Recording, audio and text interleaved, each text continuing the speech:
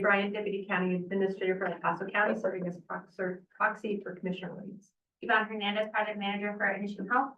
I'm James Bordet, Principal Initiative Health Facilitator. All right, we're gonna swing back here. Michelle Wolf, County Public Health. Deanne Ryberg, El Paso County Public Health. Logan Hyder, El Paso County Public Health. Kenny Hodges, El Paso County Attorney, Legal Advisor to the Opioid Council, and Mr. Vice Chair, you have a full house voting members. Excellent, that's great. And just for guests or others in the room, actually, we're just gonna start. Did we hear from you already? Me? Okay, we did.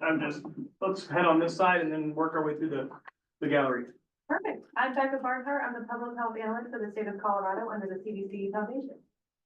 I'm Todd Jones, I'm with the Phoenix, I'm the Senior Program Manager of Strategic Initiatives. Sherry Trahern, CEO at Serenity Recovery Clinic. I'm Tommy Abrano, I'm with the Full Circle Program. Declan Thompson, Full Circle Program, Colorado Springs. Anessa Mitterly, Director of Business Development, Transport Recovery. Beth Berry, I'm the intake specialist for Next Chapter. Rita Jackson, therapist for UC Health Next Chapter. Keith Miller, Next Chapter. Roger Johnson, Next Chapter. Miguel Lopez, UC Health Next Chapter. Eric Olson with Face Together. Beth Rolstad, CEO of Homework Pikes. Ann Caesar, Community and Government Relations, UC Health. Amy McCabe, Director of Behavioral Health, UC Health. Madeline McKee-Bora, El Paso County Sheriff's Office. Maya Rouse, El Paso County Sheriff's Office. Claire Reiner, El Paso County Sheriff's Office, non-voting member. Dan McConley, Director of Open Hearts and Open Doors. All right, I think that covers the room. So next, we're gonna move on to our consent calendar, which was sent out ahead of time. Does anybody have any questions on the consent calendar? I would entertain a motion. Second. All right, we have a movement, I assume, to approve the consent calendar and seconded. All those in favor of approving, say aye. Aye. Any opposed? All right, consent calendar is approved. And then next up, James, I'm going to hand it over to you, because we have a presentation coming up. So if you would, sir. Okay, well, we have a presentation at this time. Damien's here, Damien McCabe. As you know, we use this section to learn more about community efforts and to upscale this group's knowledge of things that are potentially fundable. Today, we have Damien McCabe, and Director of Behavioral Health. He's here to present on Next Chapter. Well, good afternoon, folks. I know there's some people in this room actually think I'm a ghost because I get all the emails to meetings and they only hear my voice and they never actually see me. And most of the other folks on the team are out in the community. That's a little bit because of what I do. I have the entire Southern Colorado region for UC Health in terms of all its behavioral health functions. So it's a lot of EDs, a lot of law enforcement partnerships, and all of our acute medicine facilities. So this is one of the projects that comes under one of the programs, and it's almost at the end of its third year. And I want to introduce it to you today. Our team and some folks in the community, as they learned about the program, asked whether or not we consider pivoting this model to look at supporting the ROAC in terms of mitigating, preventing, and treating the consequences of opioid drug use in our community.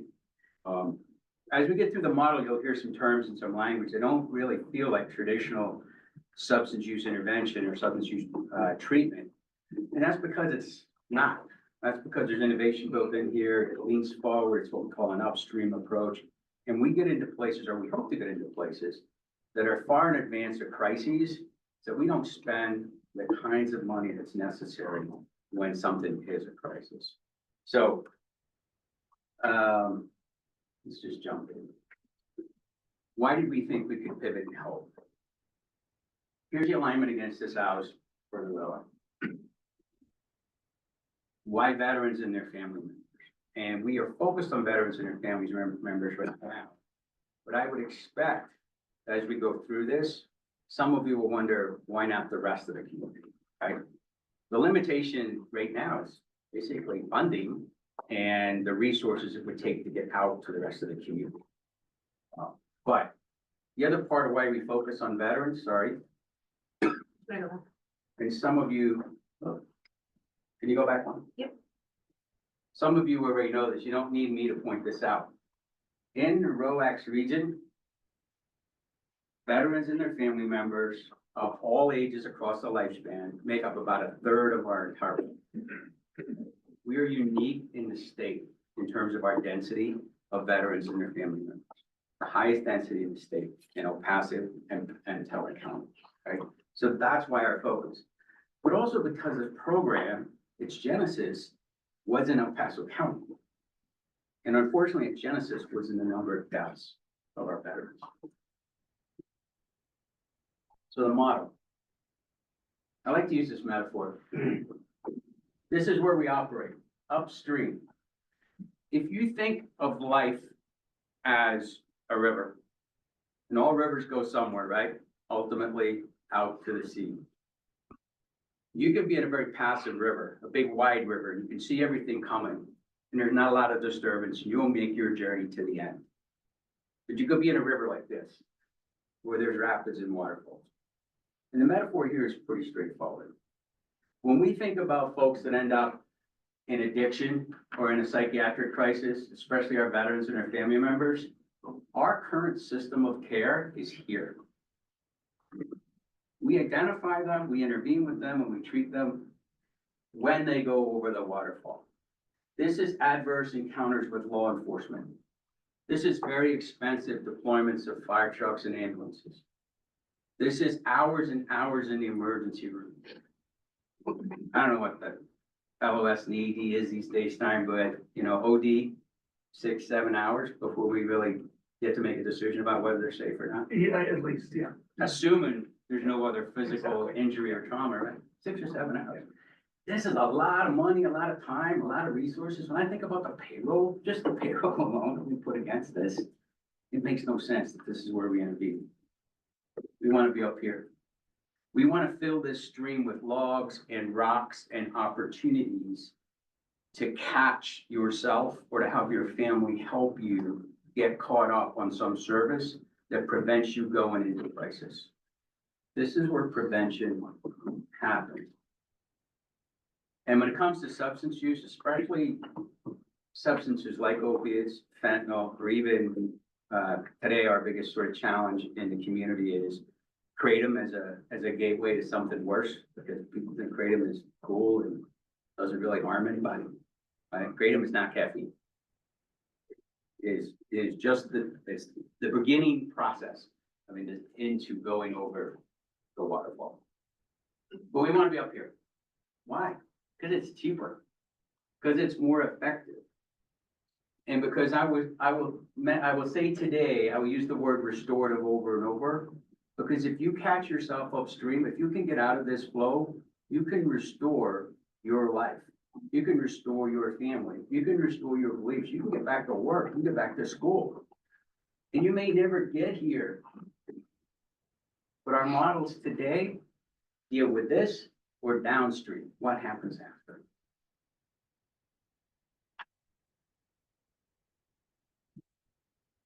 I think we really, in our current models, sorry, can you go back one? I feel like I'm controlling this, but I'm not controlling it at all. Sorry, All no, I'm yeah, doing you is let me pointing. know when to go. Got it, PDF. Actually, naturally. There's only a couple of slides, but. Were you all fooled? I'm gonna walk you through this today. And I've already made the point that this is expensive, but I'm gonna walk you through this today differently. When we thought about coming here and presenting the program, we thought, well, what are they gonna wanna know? There's cops, there's politicians, there's lawyers, there's operations managers, there's finance folks. What do they wanna know? Let's dump the data. We have data, let's dump the data. Let's put reports in front of them. There are no reports in front of them. There is a copy of this entire presentation and all the annual reports, including the reports from the participants of the program, in a rolling PDF that will come to each of you, or if you're a proxy, to the person you're proxy. So you can look at that in your own time. So let's go forward. How do we get started? 1 in 3 suicides, 2021. That number's down. Okay, we can't claim complete responsibility for that because a lot of things happen in our community. But we're part of that movement. We were highest in Colorado and top 10 in the United States. not a stat any county wants, not a stat that any Chamber of Commerce wants when they're trying to bring new people to our city. Or schools want when they're trying to recruit students to come here. SB 129, Colorado legislature said, we need to do something, so what do we do? And they couldn't really nail down what was the thing that prevents suicide. And quite frankly, the research today, that question is still out there. That question is unanswered. There's a lot of things. But how do we get to the most efficient, most effective? And how do we bring the entire community on board? Because if you leave it to people like me or to Dr. Bronski, it's Band-Aids in the emergency department. It's fast trucks and fast cars to somebody who's not in a good space. That's not what they want to see rolling up when they're hurting. That's today, right? That's the model today. So under the new behavioral health administration, they put out an RFP. We bid along with a whole bunch of community partners, and we were awarded the grant to try this pilot to create a proof of concept, roll it out, test and measure it. And like I say, we're almost at the end and things are favorable. It does operate on the UC healthcare backbone. So we use all of our infrastructure, communications, medical record, our relationships with folks, the ability for our docs to write prescriptions, get admissions to hospitals. We use all of that, but you will not see UC Health's name all over the program. The program is called Next Chapter. It's labeled that way because it's about talking about what the program does and not who owns it. Next one, please. These are the basic operations. We do all of this with about 3.5 staff members. All of them's in this room today. We have community partners and they have staff, but we don't pay for all those FTEs. That was their staff originally. We help bring it all together. The state asked us to serve 700 people, family members and veterans. Today we've enrolled 1,227, 170 or so percent. That wasn't hard. And it doesn't tell us we're awesome. What it tells us is that we woefully underestimated the need. And the need in our, and we don't even think we're at really capping the need in our community at this number. We think that need continues to grow. In the 2.5 years, because this 21,000 was reported, I think back in November, was it somewhere around there? Like 21,000 behavioral health encounters equivalent, right? So that's addiction, psychiatry, emergency room visits. In some cases, it's residential and non-residential addictions care at specialized centers. Right? And whether you like it or not, Proposition KK passed. And a slice of Proposition KK, those sales taxes were dedicated to go to military and veterans mental health. And so the bill sitting in the House right now, passed committee last week, 1132, is moving forward to direct the BHA to use some of those funds to continue programs like this. So once the proof of concept period is down and we present it and folks think it's a viable thing, this program has sustainability behind it, but probably not to the fullest extent that it can, right? So it's not going to be able to spread out across the state or continue to serve at the level we're serving now, because there's limited funds, right?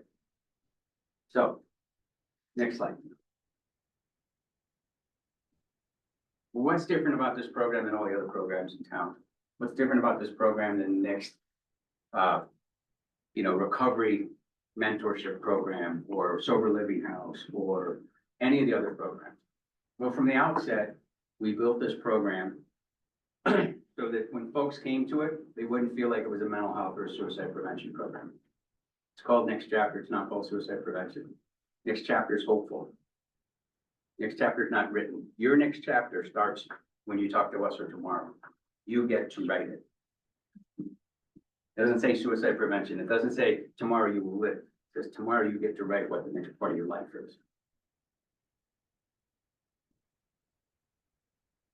We were asked to create something that if they asked us to expand it across the state, it was modular enough that you could move it to another county and you could scale it based on that county's population. Or you could take components of the program and plop them down in a place where they could be funded and they could stand alone and continue to be useful. So we constructed it that way and we measured every outcome. We set up the metrics in the beginning. We knew based on what the state had challenged us with what the outcomes needed to be. And we created the expertise and the operations outcomes accountability for the entire program. So from day one, we were counting. So I can tell you now is that in that PDF, you'll get the annual reports from the first 2 operational years. You'll get the reports of the participants in the program, including their narrative statements about what it meant to be with them. And if you wanted to see the line item dollar by dollar, you'll see a template of how that's reported on a monthly basis to the state. One of the biggest challenges we have in programs in the mental health and addictions field writ large is that we don't do this at the outset. And when people say, how do you know it made a difference? How do you know it had an impact? How do you know it was cost efficient? It's really hard to answer those questions. Because ultimately, we're really trying to get to the place where we're measuring what? Nothing. We're trying to measure that something didn't happen. We're trying to measure that people didn't die. We're trying to measure that people aren't addicted. We're trying to measure that people are not in shelters and that they have a safe place to live. It's hard to do that, but there are ways to report it. So from the get-go, we set up all our accountability and insurance, and these reports are public and they're on the website of the VHA. So if you want to see them, go dig in and you can always ask us questions about how we got them. All right, the next slide. So after 2.5 years, what has happened? I summarized a little bit of this. But the key takeaway for us is this. Because we are riding on the healthcare backbone, every person who's enrolled in this program has a medical record and everything. We can see where and when they get care and what kind of care they get. No person in the program has come into an ED with self-harm or a report of trying to take their own life, or for the vast majority, no OD, accidental or not, but we suspect was an opportunity to take their life. And that's only possible because of the information capabilities we have today. 5-10 years ago, you probably couldn't say that, right? This is our takeaway. That for the folks involved in the program are all alive today. What was our goal in the beginning? Reduce suicide. So I can go on with more data. Here we go to the next slide, and more reports. But I want to leave this up here, and then I want to change the way I tell you about the program. I want to tell you about a person. So for a second, just let your mind wander and let it wander to South Florida. And a young man raised in a Southern Baptist tradition. So think wholesome community, going to church with family, lots of community activities, going to school, doing well, playing soccer, actually pretty good playing soccer. Good enough to get a scholarship to go to college. Gets off to college, family's real proud, hardworking, blue collar, working class family. Probably might not have gotten to college if it weren't for the scholarship, what he got. Gets injured. Not able to play at the same level anymore. Loses a scholarship. Can't go to college, goes home. But he's already left home. He's not adjusting well. So he goes to his recruiter. And he says, hey, remember all those times you came up to school during lunchtime? Is that stuff really true? Tell me again. And then he says, okay, I'll join the Marines. So he signs up and he joins Marines. He goes off to basic training, he does really well. Gets up to that top 10% of his class. Any Marines in the room? Oh yeah, I forgot about that one I hired back there. So he joins the Marines, he gets into, does well in training. Enough that he is opted or able to ask to join the Marine Embassy Guard program where the Marines go out across the world, protect our embassies. He goes off, does that. Did I mention that he went to the recruiter and said, I don't want to literally leave Florida, and if I can help it, I don't want to really leave America. But he gets the job that sends him overseas the fastest. So he goes off and does his Marine Corps thing at the embassy, succeeds, does well, comes back in as a Marine rifleman. But our world changed in those early days that he was in the Marine Corps. And quickly he finds himself in Kosovo.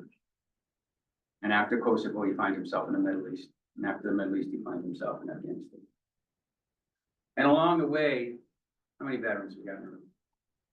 In general, I know there's more wear in each one of those too. Your body takes hits, takes wear. But along the way, he just sucks it up, because that's what you're told to do in the military. That's the ethos. You get through, you manage, you cope. And even when the next mission is the one that they say, you know, it's pretty hot, you're gonna carry your weapon every day, you're probably gonna engage people, you're probably gonna be in a firefight, you're probably gonna lose people.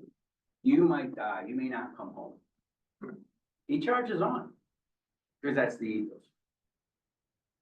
Goes to Afghanistan and gets in a few scraps and scrapes over there. Riding along immediately behind a truck that gets hit with an IED, goes off, tears up the truck in front of them. Deals with the normative challenges of being downrange. Comes back, says, I've done my time. I'm gonna get out. So he gets out. And like all good veterans, he says to himself, do I need that VA thing? Nah, I'm good. I only got shot at a few times. I only got into IEDs a few times. I only was afraid for my life a few times. I just lost a couple of my friends to suicide. But I'm good. I'm not even gonna bother to go to VA. Because I'm okay. I got all my body parts. I can get a job. I'm okay. So he goes on and he gets a job. He gets a great blue collar job working for a great American company, one of the champions in partial delivery in the United States. Great health insurance, long career, had potential pension. He do pretty well. Somewhere along the way, though, he gets introduced to Oxy. And you all know, as members of this committee, that once that introduction happens, it doesn't just come and go. And it's not long before Oxy leads him to fentanyl. And fentanyl leads him to doing things that are criminal in order to continue to access that fentanyl. And shortly after that, here in our community, he becomes a guest of the sheriff and a client of the DA and a favorite son of Judge Shakes. And in that process, he finds the next chapter. For about 12 years, 10, 12 years, his life was Oxy, fentanyl, crime, court, probation, Oxy, fentanyl, crime, court, probation. He went down 4 times. And if you know what that means in the world of opiates and fentanyl, that means he died. Or he was very well on his way to dying.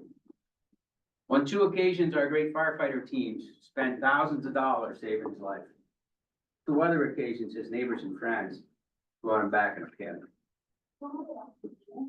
And then he went back to jail, back to court.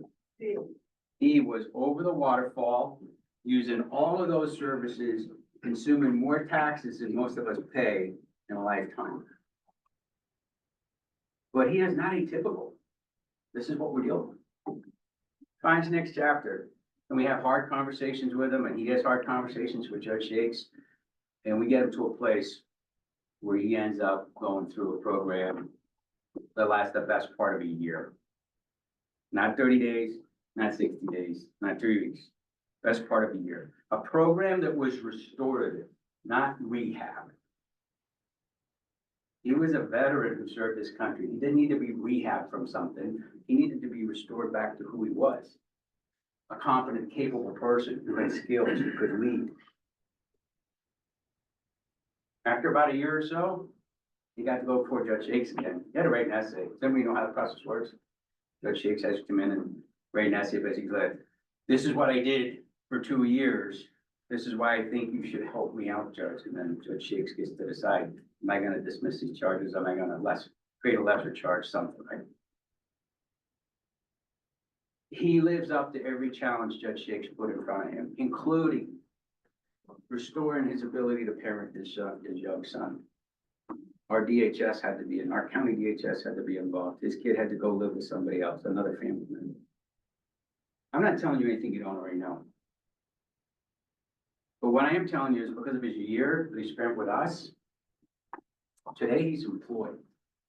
He has no pending criminal cases. he has his son back. Not only is he employed, but he is the manager for sober living homes. He is giving back to those who followed in his footsteps. And he wants to give back to veterans who followed in his footsteps, in addition to what he already does. He is restored to the person he was, and he is ambitious to be more. He now pays taxes, not consumes taxes. There is nothing on his horizon that says he might die again. Relapse is always a potential, right? But he's guarded against that in the same way every veteran guards against those things we learned. Next chapter had the ability to save his life and get him back to where he was. So we want you to think as a committee, as a ROAC. Can we take this model and pivot it against veterans that primarily are dealing with addiction, family members primarily dealing with addiction? Can we lessen the ability for them to have to go over the waterfall before we start serving them? The VA can't do it. Our hospital emergency rooms can't do it. We're Band-Aids at best. Yet it costs a lot of money.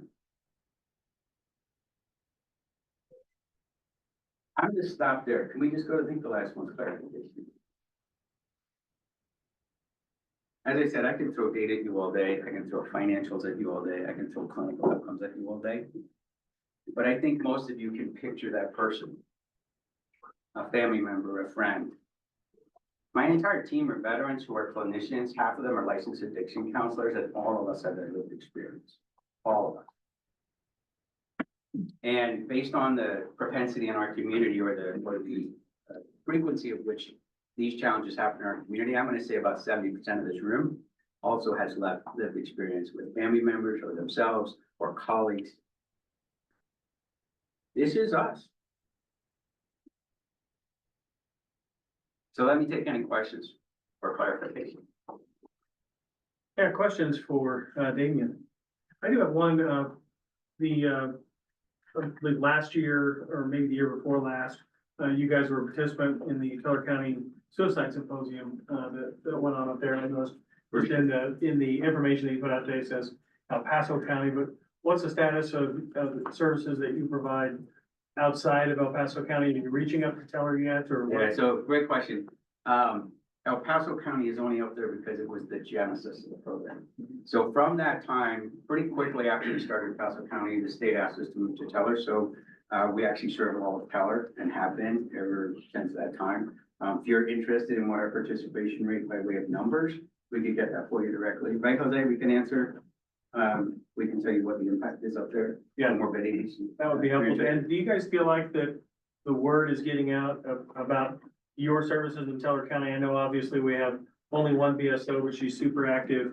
Do you feel like that people are aware of Next Chapter, or how can we help? I would tell you this, Commissioner, that I am always going to tell you we can always do more. Many people will come and ask us and say, we've never heard of you guys. And I'll say, you a veteran? And they're like, no. Our marketing is hyper-focused on veterans and their family members into services they use or places they utilize. And that's really because marketing is immensely expensive. And with the limited resources we have big focused about what we put it. So I would guess there's people in our community who never heard that this program exists, but most likely they're not in a veteran or military family or associated with. We have a clinician up at Woodland Park, like at the PPRH, Okay. who is well versed in this and could come along for a clinician meeting. I can come along too and give you guys an update on what's available. But in addition to Teller, the state came along and said, Pueblo's kind of sucking too. Could you go down there? And so now we're Teller, Pueblo, El Paso County, and we don't say no if you're in the counties proximal to us. We might not just tell the state that we're serving people outside of the geographic area that they fund, right? Because UCL throws dollars at this too, and that allows us to stretch a little bit. But we have folks that are in those rural counties that butt up against us, including from Southern Park and that's right too. If you're on the south side of 67, we're not sending you to Douglas County. We're not. Other questions? What's the difference between restorative health and rehab?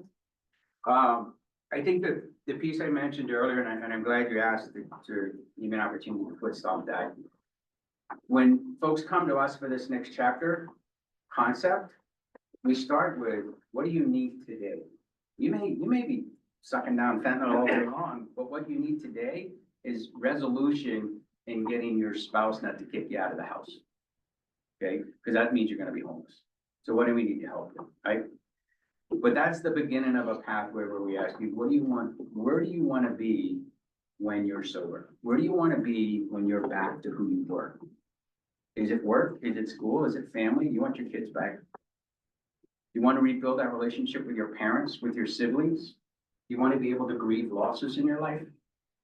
So when we talk about restorative, we talk about things like physical health, fitness, chronic disease management, if that's what's a circumstance for you, right? So if you've got diabetes and you can't keep it regulated, part of that restoration is how do we get you back to fitness, even though you've got to live with a chronic illness? Back to work. What can you do? What do you want to do? Back to school. We have veterans that have academic benefits that will pay 100% of them going back to school, and they don't use them. They haven't even applied for them because they've gotten wrapped up in the cycle of opiate addiction. So restorative to us is not, it's restoring them back to where they were or where they want to get to from a time in life when life was okay. Does that help? What is your criteria for people entering into the program? It's a great question, Steve. The criteria is wide open. If you have a DD 214 of any kind, DD 214 is a document the military gives you when you go out the gate on your last day, essentially. It said, you joined the military. And that's it. Is anybody excluded that has a military background? Nobody. If you get dishonorable discharge, you got kicked out of the military for using fentanyl? Yeah, we want you too. So dishonorable discharges, you cannot, I can't think of something that we would say no to. Now, we're gonna caveat around some things, because there are some people who have done some bad stuff that got themselves in jail or in prison, like people coming out of DOC and stuff. We're always gonna take a risk management lens to things, but it's not gonna disqualify them for asking for help. So this is based on veteran support. How do you extend that to the general population considering ROAC? Is it just? Yeah. The veteran piece is unique in the sense that there's a culture, a subculture within the veteran community that we're able to tap into to help move things along. But it also is a group of people that's very hard to serve because they're the last to ask for help, often the first to offer help. And the stigma is so much higher in the veterans community because their entire time in the military, they were told to suck everything up. It's only a flesh wound, drive on, spit on it, rub it off and move, okay? It has given us a perspective that if we can be successful in this subset of hard to serve folks who have massive challenges, stigma, then we can put this model against the general population. We would have to do it very deliberately. So we'd have to set target goals for how many people could you serve in a year? And what would it cost? Thankfully, with the data we have, we can probably cost out on a per head basis what it takes to get someone from court or from the ED or off the street and walk them through about 12 to 18 months of wraparound services. That's treatment, that's housing, that's education and training, that's getting back into a social lifestyle. That's back to church, back to relationships, back to parenting, everything. We think we could do it, but it would be quite an investment. Any other questions? Oh, yeah. Thank you, Daniel. And one last thing I'd like Yes, to, sir. Go ahead. so I told you the story and it's sort of ask you to picture that person in your mind and kind of a hypothetical. But if I may take your time, I'd like to introduce you to that young man from Florida. So Marine Corporal Heath Miller's in the back. Heath, you mind standing up? Sometimes when you hear this stuff, and if you've been to enough research conferences or presentations or case studies, you kind of wonder, do they just take little pieces and cherry pick and stick them all together and put them in the worst sort of case possible? That's not today. Corporal Miller's in the back of the room. He has served in our community. He's serving fellow veterans. He's sober. Your dad. Paying his taxes. He wants to do more. And he's in the room today and he's alive. Because of, not because of me or my team that's back there looking kind of scary, but because of the model. And what the model can do to bring our community together and meet people where they're at. Thank you for your time, appreciate it. There's a heads up, I know there's a funding cycle coming, we will be making it. Thank you, guys.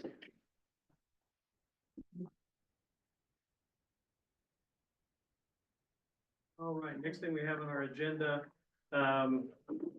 is, the high concentration cannabis marketing RFP. This was sent out by email to everybody, James or Yvonne? So, we're gonna spend the majority of our time today talking about the grant cycle. But in the wisdom of this group, there also is an opportunity for ad hoc funding for emerging needs. And for that, we have a funding source that is listed through an RFP, request for proposals. So it was the wisdom of this group to ask us to put together a request for proposal. We worked with Matt Riviere, who's not gonna be here today, sadly, I think he's sick. And then Amanda and Becky and staff, and we came up with the RFP. There will be a different process in the grant funding cycle to request for the funding. So we'll spend a little time on talking through the objective and sort of background information. I think it's 41 pages, but a lot of that is the procurement rules, so we can get past that. We'll spend some time looking at the objective. The objective here is to research indicates that using cannabis either alone or in combination with opioids has been shown to increase the risk for opioid misuse. With legalization of recreational marijuana in Colorado Springs, I recognize there's some back and forth on that. It is crucial to educate the Tel and El Paso communities to prevent exacerbation of the opioid epidemic. Following the City Planning Commission January 2025 approval, implementing recreational marijuana sales policies, and with medical marijuana dispensaries now eligible to convert to recreational sales under new zoning requirements, evidence-based public education is critical. So the goal here would be evidence-based public health communication to highlight the risks of high concentration cannabis. There's more background information. As you all recall, we had Dr. Stout here present on this, so a lot of this was informed by her research. We'll go down a little bit more. And James, if I may, one suggested in that objective, they also just legalized, recreational marijuana in Cripple Creek. So that probably should be a part of the basis of this as well. Perfect, thank you. We'll add that. So, high level, the goal is to use media, all forms of media, and give scope of work to educational content development, the stakeholder collaboration, evidence-based messaging, develop a media plan that involves community engagement to measure the success of it. The 5 campaign goals are raise awareness of the risks associated with high concentration marijuana, encourage healthier choices regarding marijuana use and opioid use, facilitate community discussions featuring personal testimonials and expert insights such as Dr. Stout, distribute educational materials in diverse formats to reach broad demographics, and measure impact through surveys and engagement metrics. So I don't want to read the whole document, I sent it out in advance, but I'll take questions or comments or revisions. And then the next step would be to send it back to Amanda and their team, and they would send it out through a different process to give that as a request for proposal, very different than what we're talking about today. Any questions? And I'll start it off with, it looks like that when you go through the RFP, there's not a specific budget attached to it. Just the thinking behind that is we want to literally hear from the experts, hear from the community about for specific proposals, and it could be a significant range in what's being proposed. Right, that was a guidance of Becky too, in the RFP world, and my grant's like, well, I had a budget in there until we take it out. So I was thinking where you were, but they said in their world, it would be better to not put a budget. They usually don't put a budget in their RFPs, and then they give that range and latitude to the applicants. Questions?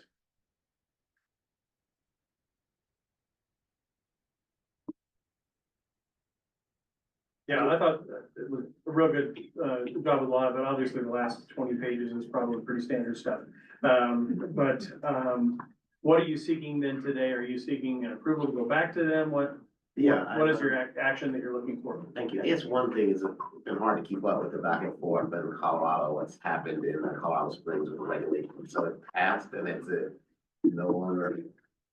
What the update, because I could update this a little bit. This was written in January. I think we should talk to the council. Yeah, I was gonna say, before the let's let Lynette speak to. Yeah. Too soon. The answer is, I think it's status quo from what it was on after the election, is that it is coming. There will not be an attempt to repeal in November, if that makes sense. So what passed was that it would be allowable, and that stands for at least the foreseeable future that I'm aware of. Okay, Until further notice, yes. okay, so then how it's written, it works, and it was written in January before. Okay. Just for this group, Lynette, is there a estimate at all or for kind of what that process is gonna look like for you guys to write regs for it? So we're in the process of that right now. They'd like, funny enough, they'd like to be able to, have their license and ready to go on 4/20. That was the goal, of course. So all the law enforcement, get ready, and the ERs. So there's some things at play right now, but yes, we are in the process of making some of those restrictions and really checking into it, but so far that is the plan.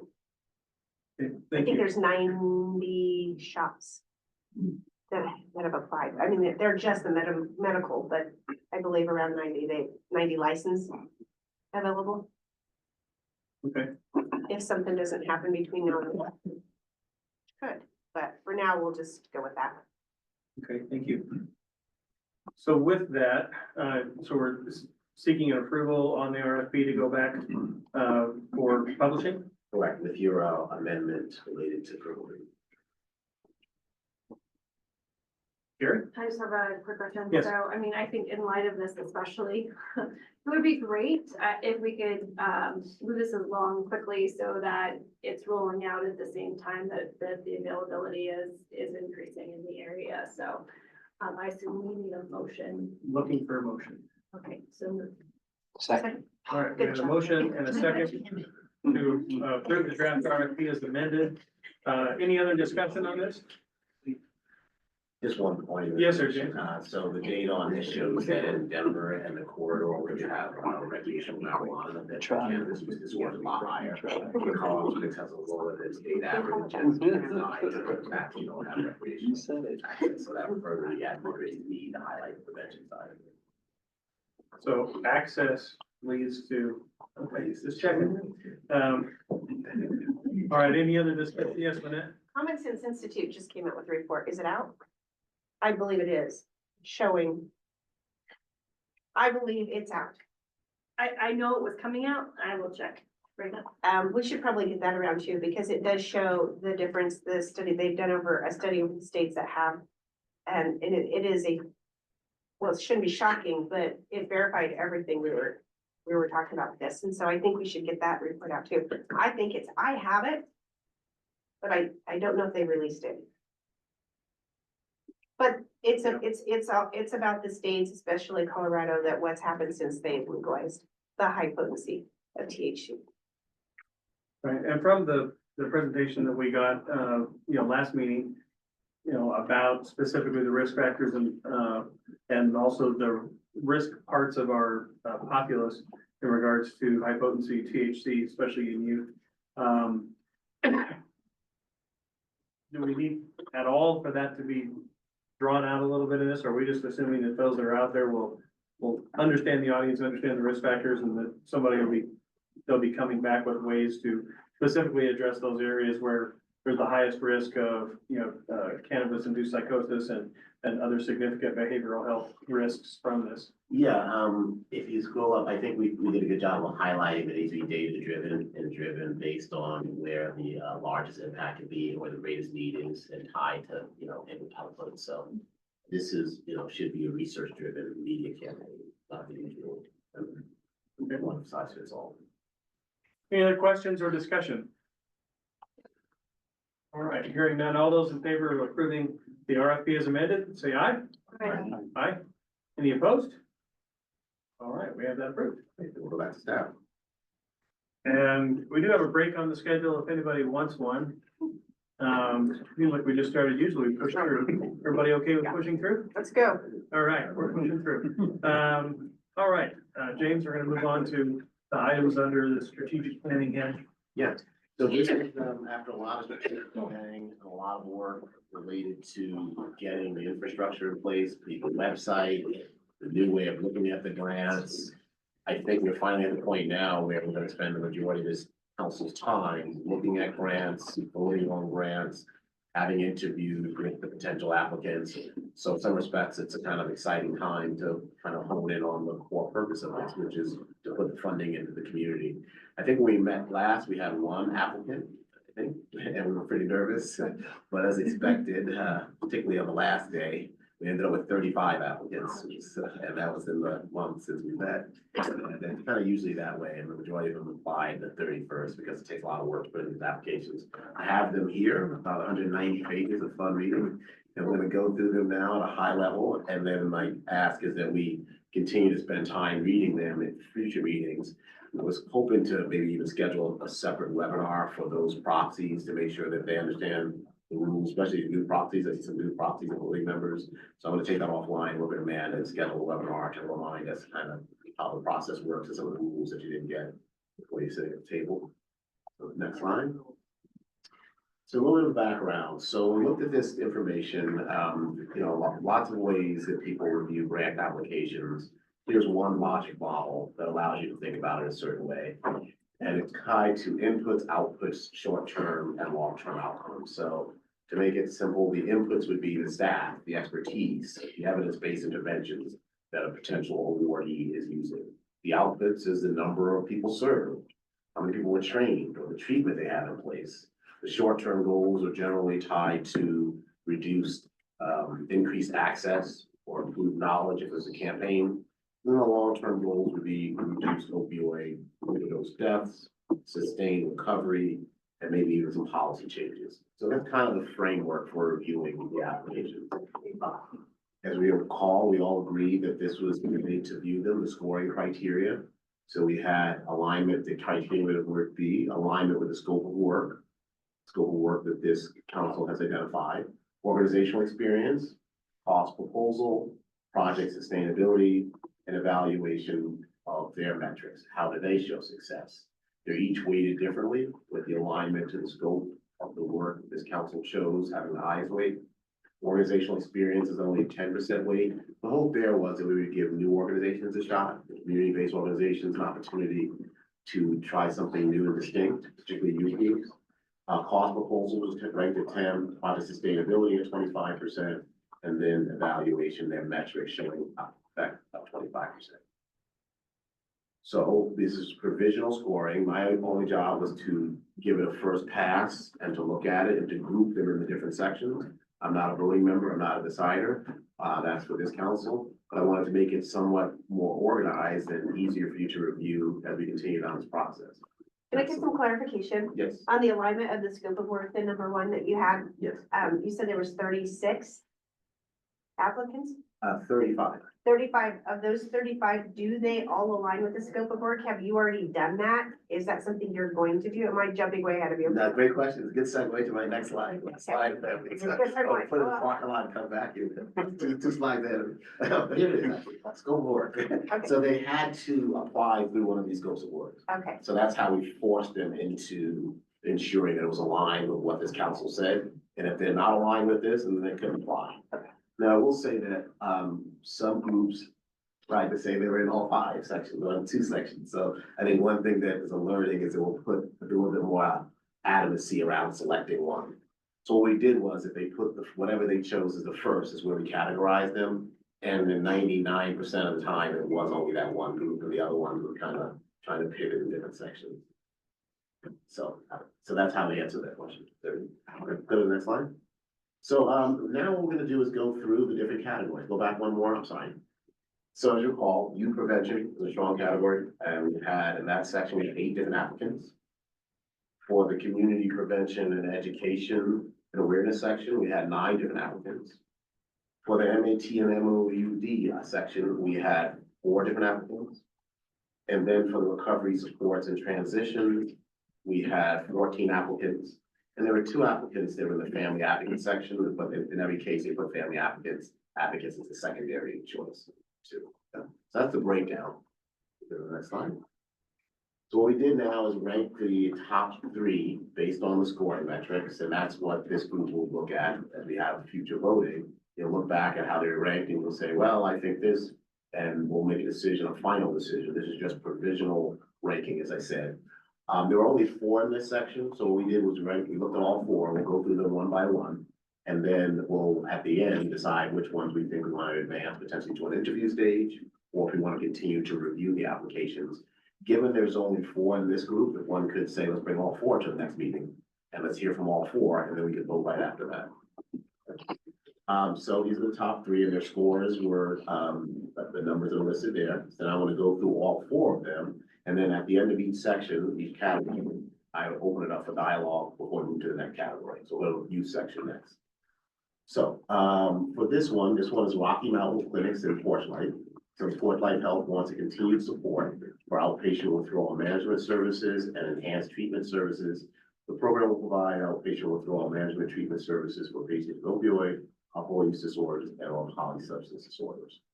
So their alignment was listed, and the rationale for the score is that all providers offer MOU services and MAT. The outpatient withdrawal management program will create a direct link to that. Their experience is really strong. The organization was started by and ran by addiction specialists. They're also a reapplicant. We funded them the first time.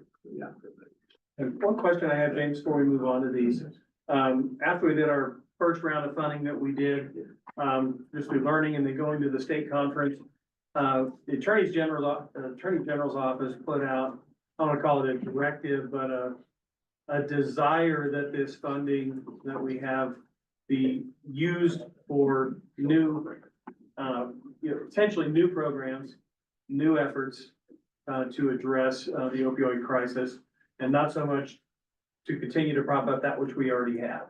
I know that's not part of our scoring process within that, but I feel like it is something that as we look at these, that we be aware of, are we moving the needle, or are we just propping the needle up to where it was before? I don't know exactly how we would do that, but just before we got too deep into it, and I think that was a desire of the board itself last time we talked, was to do a lot of, we did fund some previous stuff.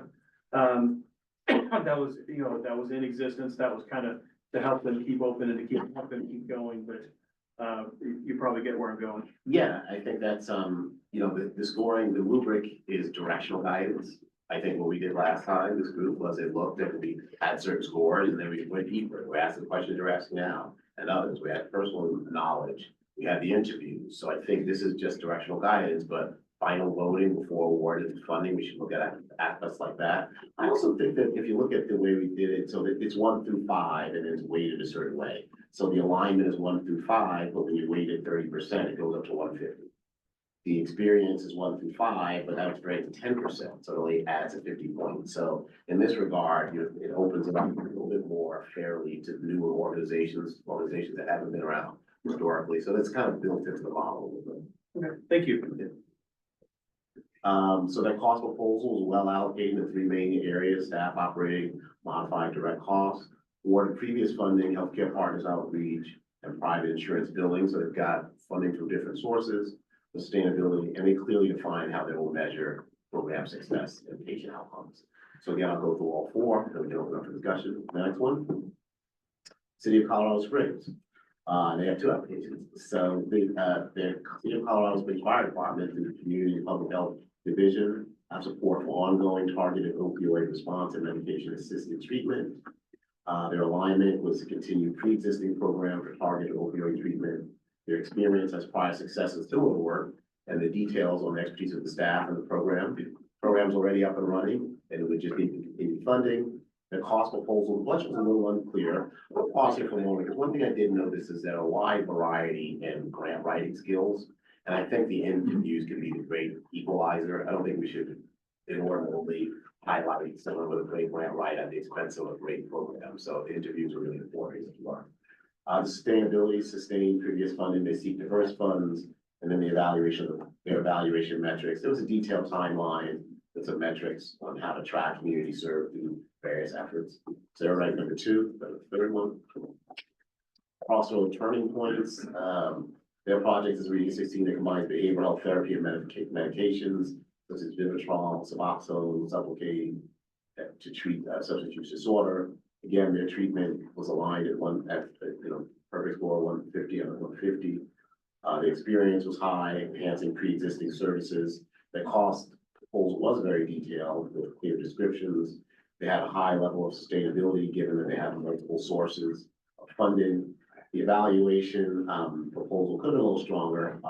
Cannot be implied that they already have proper records in place, but this is one of those things where when this group gets evaluated, you might say, well, James, you kind of given that more, we think that should be higher. So again, this is just directional guidance. Next slide. And this is the last one in this section. There you go. So City of Colorado Springs, number 2, the transition assistance program is for incarcerated people prior to or immediately after release within the criminal justice center. There's a lot more in these proposals than what I'm doing, but I'm doing a very quick snapshot, some of them 20 pages individually. Their alignment was pretty strong at a top score. Their experience was strong. The budget wasn't the most detailed. Their sustainability, they're still looking for additional funding, but that was a good start. And then the evaluation proposal, their metrics for success were pretty strong, and they were ranked 4. So in this section as a whole, once again, there were 4 in this section. I went through all 4 of them. At this point, I'd open it up for discussion, comments, feedback. Questions for James? Now, as we go through these, obviously there's 35. Now, last time, for those of us who participated in that first round of evaluations and presentations, long days, yeoman's work to get through, and I would say perhaps maybe not the best process, because it was like, cramming for a semester's worth of work when I was best. Do you have a recommendation as we go through these as to how we take bites of the apple instead of trying to swallow the apple all at once? Yeah, especially with this number of applications. Here's the thing I suggest that we continue to analyze these while we go deeper into the other applications. So given that there's 4 of these, we could advance all 4 of these to interview with us next meeting. We could give them 20 minutes each with really understanding that would just be responding to questions. It would be this group that would need to come up with a question. You read the 4 applications for the next meeting, which I think is manageable. One of the challenges we have before is ask the council to read 30 applications and be ready for questioning 30 people in marathon meetings over a couple of days. So what I would suggest is that we break it up this time. We have 4 groups come next week. This group would have to read those materials closely, cover the questions. It's only questions because they know what they're standing for already. And then after that, we could score. That would hopefully only take an hour if we gave them 20 minutes each, because then that would give us time to start looking at the next round of applicants more closely. And we keep doing that in every meeting. That would be my suggestion. And you said, did you say next meeting or next week? Next meeting. Okay. Yeah. Please. So the one piece that I feel like is a bit missing from this, that I think is really, really key, is for our returning applicants, for us to have some feedback about performance. It sounds like maybe you're gonna get there. I haven't. So and I thought about doing it first. It's just a lot to get through. And I know you guys, the applicants have spent a lot of time putting it in, so I wanted to get through these applications. But that's the next section, and that's a close read at all of them. We can flip to that if you want. But since we weren't making decisions today, I figured I would talk about it first and then. As long as it is something that is going to be included, and we're gonna have, good opportunity to evaluate, because obviously those are the people we have the most information on. And I'm wanting to make sure whether it is actually doing what, they said they were going to do with those funds, but also I really think, and there may be some opportunity for Amanda to talk about this, is how easily are they, to get a hold of, and are they actually fulfilling those reporting requirements and responsive when we need that kind of stuff? Because I know that continues to be an issue at the county that we sometimes have. We don't want to give out money to organizations that are already not being very cooperative in the process. Absolutely, yeah, and that's listed, and one in particular, I think we should probably ask to come and explain when we get to that. We'll see. I don't know. If I could just make one comment, so Yes. on number 4, that organization does not currently work with the jail. I don't know if they're requesting funding to propose So the number 4 is partnership. one of mine, and that's not the right category for it. Okay, so is it through CARES? That's my jail transition team, where you refer people coming out on SUD, or substance use disorder and severe mental illness. Your case manager is referred to our team and we navigate them from the jail. Okay, so it's separate from the current Which should be in a navigator. different category than that, I'm not sure. Okay, that's where I was confused. I'm like, I didn't see that, but the two that we have currently assigned in our intake right now, those are for the same program. That's in that number 4, but they're in the municipal court side. Gotcha. Okay, So those are all people coming out. okay, gotcha. So you was. But that's a transition. So, they listed it there, so maybe that was a mistake. It might have been a mistake by the grant. So you're suggesting it should have been in the, It's more of a transition from the jail back into the community. so that would be, category, but just go back to the, the top. Right here. So you're suggesting it really belongs in the category altogether? Correct, Okay, thank you. correct. It should be in, 4. Yeah, and I was gonna ask, on that was that we previously approved a program through, through the El Paso County and the jail. That part of that was transition, or at least a handoff, I believe. It's more like a subsection of what you're already doing. We just didn't recognize TAP. Yeah, that's the TAP program. It should have been in 4, not in that one. Okay.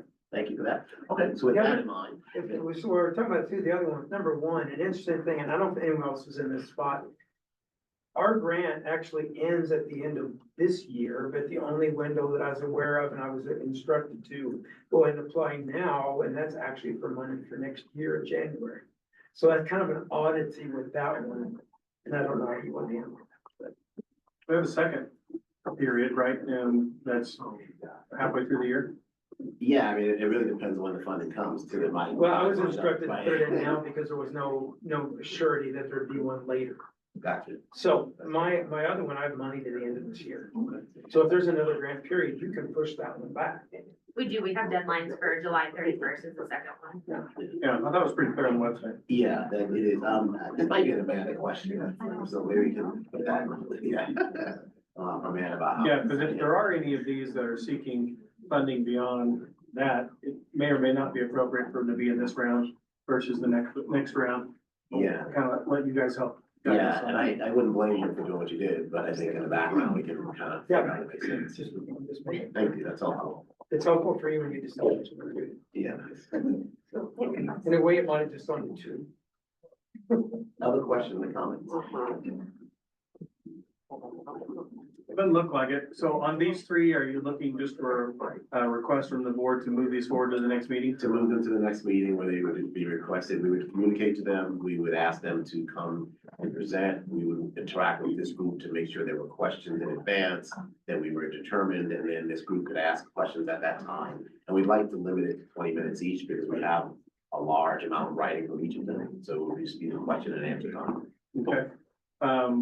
And I kind of feel like we should have a graph here that we're slowly filling with water for the time, for that next meeting, but anybody have any objections to the three that are left after moving, this one's, going to our next meeting? Okay. No, that's- any objections to hearing them? and- Yeah, hearing. Yeah, So, don't know that I have any objections the other way either, but. yeah. Thank you for the clarification. So is that the direction you need? Yes, perfect. Okay, thank you. So we'll go to the next round. So there are 8 in the youth prevention section. 3 of the 8 included multiple scopes, so we might have the same thing when they pick different scopes. And in your case, Steve, I think that's what happened. They had listed multiple scopes, right? But we always be tagged by the first one. So that's a good lesson for the future. We'll highlight everyone to focus on one group. So the full circle program scored the highest, followed by Tessa, followed by One Chance to Grow. Let's go through all 8, and then we can open it up for questions and next steps. So the full circle programs, as we know, peer-led recovery initiative that supports at-risk youth aged 13 to 25 in overcoming substance use challenges and building a foundation for lifelong sobriety. The program emphasizes family involvement and long-term mentorship. They scored pretty well on alignment and experience. The cost proposal was direct, detailed, and reasonable. Their sustainability showed they were multiply funded by multiple areas. They also, as we all know, had started programs in Denver and moving and started the program here. So they scored pretty well. They've been pretty committed to coming to this meeting as well. The sidebar, next slide. Tessa's youth empowerment advocacy programs, a trauma-informed initiative to address root causes of youth substance use, provides interventions that empower youth in El Paso and Tulsa counties, by reducing family homelessness through safe house case management, safe house and youth children case management for at-risk teens and family and school preventive education to reduce trauma risk and drug use and build pro-social behaviors and protective factors. They also scored pretty well in the alignment. Their experience is pretty strong, with consecutive years of success and strong personnel. The cost proposal was not as detailed as one might expect. And then their sustainability was very strong as well, funded by multiple sources. And then they had some strong ways to identify their metrics, including individual survey-based efforts. Go to the next one. Third one is One Chance to Grow Up, Get the Facts, Community Prevention Program. It's youth adolescent prevention program for harmful effects of cannabis, which could lead to opioid use. Their alignment did not describe why the team would benefit the most from it, but I think we know that already. Although detailed on lines of scope, they did describe pivoting if needed based on a post-needs assessment. Their experience was high and strong, experience with political positions and marijuana and other locations throughout the state. The cost proposal could have used a little bit more work. Their sustainability organization is 100% funded by citizens and foundations, so we felt that was a strong sustainability. And the desired outcomes were explained, but they could still use a little bit more detail. Next slide. CASA, the Pikes Peak region, they're court-appointed special advocates and serve as a resource for children who are victims of abuse, neglect, or domestic conflict. Their program is aligned pretty strongly with youth programs. They have very strong experience. The cost proposal wasn't the clearest or even really highlighting the length of the program. Their sustainability wasn't as diverse as some of the other groups. And then the evaluation proposal was clearly described and pretty strong on that one. And James, on this one, and I'm very familiar with CASA, I'm sure lots of others are. Just in my mind, I think of CASA as family support. Rather than Thinking the youth exact prevention. same. What, I was So the thinking the exact categories are same. interesting. I'm just wondering if they're in the right category, even No, what they it- applied for. Yeah, I'm looking at it, what's clicked, that's interesting. If I Now- recall right, I think they said in their proposal, they were gonna target kids in particular from families that were substance use affected. And so they were calling out a specific population from families that were involved in this. That's what I recall. I would argue it could probably go into both of these, because you're both doing a prevention, you have family, you have, kids who are affected by it, therefore are probably at risk. At the same point, you're supporting them. It probably can fit in either one. Yeah, and I'm looking at their applications, they put multiple, but again, we started by force ranking. When they had youth and others, we put them in the first one, but in this Right. case, it's many, so we'd have to make a decision. They felt they. Well, and my only thought is we got 8 in this, we have 2 in that family support area, not that we're necessarily trying to equalize, but again, I think CASA is more support than prevention per se, although I can see where trying to get, kids that are in families affected by substance abuse, trying to prevent them from moving into it, but that's like, keep looking at. Okay, yeah, I will. And I think this is another opportunity for us to go back and read the applications closely in advance of the coming and then ask those targeted questions. They pick youth prevention, number one, and so it's the first. Next slide. The Lydia Hill Institute will address the opioid crisis in multiple ways and develop customized, freely available training modules designed for those whose friends and loved ones are struggling with opioid abuse or recovery or deemed at risk for opioid use. The alignment was strong, the experience was strong, the cost proposal was good, organized well, and clearly stated descriptions. There were some gaps, and you can see the full write-up that I have for the council. The sustainability and the funding is not as diverse. And then their evaluation was really strong with data collection, these full program evaluations at various stages. The alignment on joint initiatives for youth and family. Joint initiatives for youth and family established in 1989, specifically to serve youth. Their services will help to increase protective factors, reduce risk factors, or divert youth already involved in substance use. They have wraparound support, after school summer programs. JI expects to see a decrease in youth substance use among youth served, decrease in risky behaviors among youth, and pro-social behavior. Their alignment was strong, 120 out of 150. It's a little bit recovery oriented at times, is, one of the questions here, but comments coming up in other groups as well. Their experience was strong, founded by local leaders, and they have 7 years of success and many referrals. The cost proposal seemed like a huge ask for the program in place already. Could use a little bit more details. And then their sustainability was strong with diverse funding sources, and their evaluation listed intended outcomes and connected data collection and analysis. So the next one.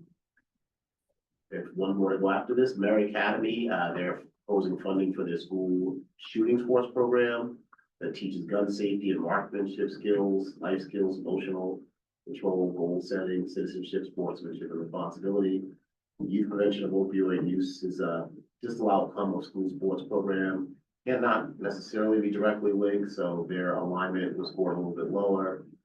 They did have a unique approach, so they got points for that. Their experience is strong and their commitment to youth mental health, and it's embedded in their program mission. Their cost proposal was pretty strong and broke down the different quantities. The sustainability, they currently have donors and sponsors to support the shooting program. The length of those relationships weren't specified as others had.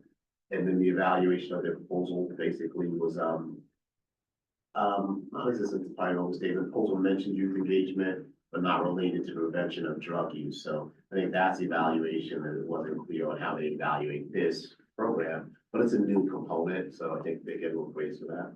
Next slide. Serenity Paws, I have that in front of me as well. Serenity Paws is a for-profit organization that partners with Project Recovery to aid individuals facing homelessness and substance use disorder while caring for their pets. Their main goal is to acquire housing, building and develop strategic partnerships with local businesses and organizations. They do mention other scopes. This might be one of the things that you mentioned, Eric, in terms of what the AG said, in terms of supporting existing groups versus new ones. Longstanding organization with community engagement experience. Their cost proposal was pretty detailed. They do have diverse funding streams, and their evaluation of how they would evaluate a new program, I think was hard. And I think a theme is when you're adding a program onto an existing program, the outcomes and how they measure it weren't as strong as an existing program. They're doing it and then measuring it already. So with that, we'll open it up for these again, just high level guidance. I think this week's gonna read closely and ask the targeted questions, and then the scoring will matter more. Thoughts, comments? Well, first off, the amount of time would be involved in reviewing all of these. I've kind of put it to the group as to how we would, how as we get into these big numbers is how we want to win on this town. And whether, I don't know if you have a recommendation So for how my we do that. suggestion, it's gonna be a little homework, right, but it's targeted homework, not read 35 applications. The first set of homework would be to read those 4, that we're 3, that we're inviting to the next meeting now, and have targeted questions for that, you can come with the questions. The second set would be to read these 8, and then come back for the next meeting prepared to say which one should come to present at the following meeting. Okay. Everybody understand that? So we're gonna have 3 come back next, which are the MAD MOUD. Yes. And then we're gonna homework with these guys that we're gonna come back. And I'm assuming you're gonna send out some type of rubric for us to Yes. be able to. To score like I did, and To say get to those that. are the ones that we're gonna take a tally, and those are the ones we would come back and invite for the next meeting. Okay. So Okay, those, we're gonna take it, say that again. So we are going to now score them on a rubric and then we're gonna take a tally? Or are we just going to come in and vote for the ones we want to move forward to your presentation? We can do it that way, because that's probably more iterative than a form, right? Because this is a little bit formulaic and it doesn't allow you to have the conversation back and forth. So is your preference to have a conversation about it? My preference would be to have a conversation. I think rubrics and things can be important. They don't catch and capture everything. And I think, yeah, well, they miss things that are part of the rubric, Yeah. which we've discussed. Yeah. And so that by getting them into a discussion, then we can do that. Don't want to be overly bureaucratic and miss opportunities. So I guess what it is that, you might be sending out something then for us to, whether you want to call it a rubric or just Maybe directional guidance. suggestions Yeah. for, for reviewing these, but then Okay. ultimately we're gonna come back next meeting and we're gonna winnow this list down Yeah. to those that we want to hear from. Can I just, Yes. is this listed in the score order? I couldn't. Correct. I thought, but okay. Yeah. So question on most grant funding agencies don't fund for-profits. Serenity Paws lists themselves as a for-profit. I'm gonna have to double check the rules if you, I didn't think you, I mean, I've seen in this world, opioid settlement funding statewide that they fund for-profits and not-for-profits, so I I'm didn't just asking see. about this particular group. Yeah, If you- I hadn't if there seen was one. that we precluded that. I have to go back to the rules. I don't believe it's precluded that. Yeah. Although this may be, and Amanda's not here, of course. But you know, we talked about the difference between grant funding and also contracts. Right. And that is maybe somewhat of the nuance difference as well, but I don't know. We Yeah. have to- And the RFP definitely didn't have to be not-for-profit, so that group that, you know, for the campaign, you wouldn't say it's not-for-profit. I'm pretty certain I've seen others, you know, tracking across the state. I know that others across the state have funded for-profit, but that's something that should be discussed. We want to fund a for-profit or not-for-profit as part of the discussion. Another reason to have a discussion. I think more importantly, we find people that are actually gonna make a difference and not focus so much on the profit or nonprofit. Yeah. Because you limit people out when you just go nonprofit, but if they're actually gonna go upstream or they're actually gonna prevent it, that's least important to me. Absolutely, I agree. Hospitals are not-for-profit, and they make a lot of money. Yeah. All right, so this will be our homework, and the other one we'll bring it back. Any other questions on this list or comments on any of these? Or does anybody want to, is there any desire to remove anything from the list before we send it to our own homework? I guess for clarification on Serenity Paws, that's youth prevention. Was that classified correctly? 'Cause That's where it ended up, it's a So great they, question. so they got to score it and they got to put in their application, the written application, they show what they chose. And then they chose one, and sometimes they chose, as I mentioned, 2 and 3 others. So I have each of the applications and I can give you tell you exactly what they listed. But we made them choose an SOW and they chose these SOWs listed. Sometimes it was more than one, a couple of groups chose all 4, Okay, but yeah. yeah, That that was just a. Yeah, well, it's homelessness and transition with pets, right? Because that's kind of what they're Right, yeah. supporting. Yeah, in this So case. it doesn't fit the category, sure. Right. And in this case, they, you know, the way the application is, you guys know on the website, they put the information in themselves. These are just printouts of what they wrote. So I didn't transcribe it all. So I guess the question is then as a board, do they get struck because they applied to the wrong bucket? Or do we move them to a bucket that we think would be more appropriate? I would suggest that because, I would suggest that we have latitude this time, but for the next cycle, we say choose one section and that's in one shot. In this case, we didn't say that, so many of them just, you know, flowed to many groups and I think the funding they could. Yeah, because I would say that's got nothing to do with youth prevention. They saw that was the biggest bucket. So I think one of the things we face in this is, and this is speaking from someone who lives in the world, sometimes people need money to stay alive and they try to find grants that are close enough that they can make a case for it. And some of these are that way where really they're passing grants, but they're not direct. And so I think that is the question you ask is teaching kids to shoot guns safely preventative enough to be part of this, or is funding a pet your pet and come hang out thing close enough to what we're trying to do this when you compare it to something else? Where we're having kids engaged who we know have an addiction issue, working with people who are actively coaching them. I mean. This is why the close read is so important, and having a conversation with people. One group was applying to Calgary, which I found odd, but For what? the basic Calgary is when groups apply. Oh, So, let's have that conversation as well. I would kind of counter that with, you know, the idea behind youth prevention is to stop kids before they even get involved in it, to not be concerned about them actually actively being involved with addiction. We want to prevent them from even getting there. yeah, I agree. So I'm that just- but- youth prevention portion of that would be an aspect that we'd have to look at too. We're gonna have to, and I'm not advocating for one or the other, but we need to look at programs that prevent kids from going to places that they would end up getting drugs or get hooked on something. So giving them activities. Yeah, we previously discussed in other meetings about, you know, the importance of programs that do keep youth busy and active and doing things other than going out and drug seeking. Or or seeking, interactions with people who would lead them to that, but, and it's certainly within the youth bucket. I'm just trying to decide whether I want to suggest full serenity pause off there just because it's completely inappropriate for this bucket.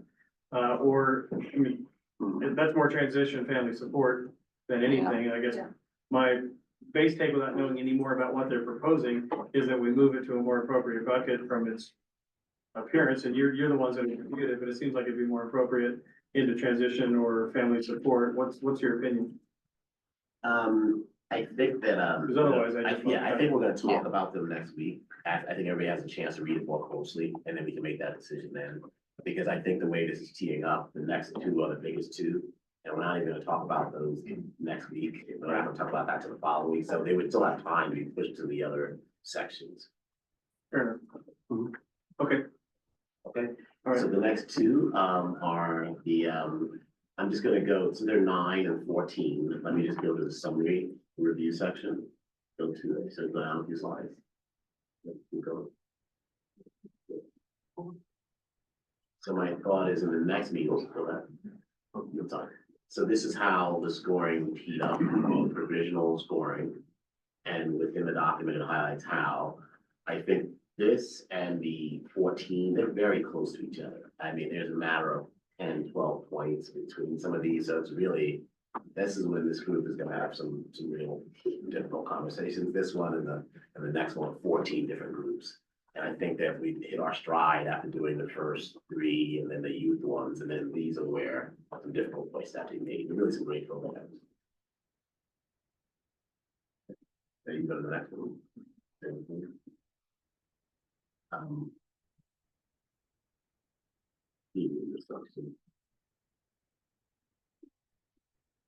So the good news is a great need for recovery supports and transition, 14 different groups, and Amanda's not here, but I think this group has discretion if they wanted to fund one section more than another. So if there's 14 applications, they could fund one. I think the other thing to remember is that we had historically thought we hadn't funded enough in the youth programming section. So one of the things I want to do is show the buckets and the funds per bucket as we start having the conversation and then decide how we want to plan accordingly. But that was the first pass for the 14 different ones. Are there 15 though?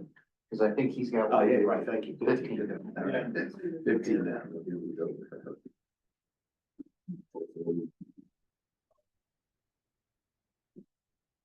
Takes that initial category down, Oh, in a sense. yeah. Well, that was the first pass, a lot of work done to start it. I think now a lot of the work is gonna come to this group. We'll summarize it in the email and notes, but I think it's 2 tasks. Reading closely the original 3, and we'll highlight the one that's been pulled out and send an email back to this group. And then we will ask you to also take a look at the other ones in advance. And we'll talk about that groups for the youth prevention and to see which ones come back to vote in the following meeting. Great. So with that, we'll move to the next topic. Which is what Are we- requested. I'm sorry, are we not talking about the family advocates today? So the family advocates, they were 2 second tier groups that pushed, they were both voted second. So they were wrapped under one of the other 2, but as we go through the groups, we decide to really family advocates. I think we're gonna kind of do this filtering ourselves, kind of the first time around, but in the future, we won't get in that business. We'll say, pick a section and stay in that section.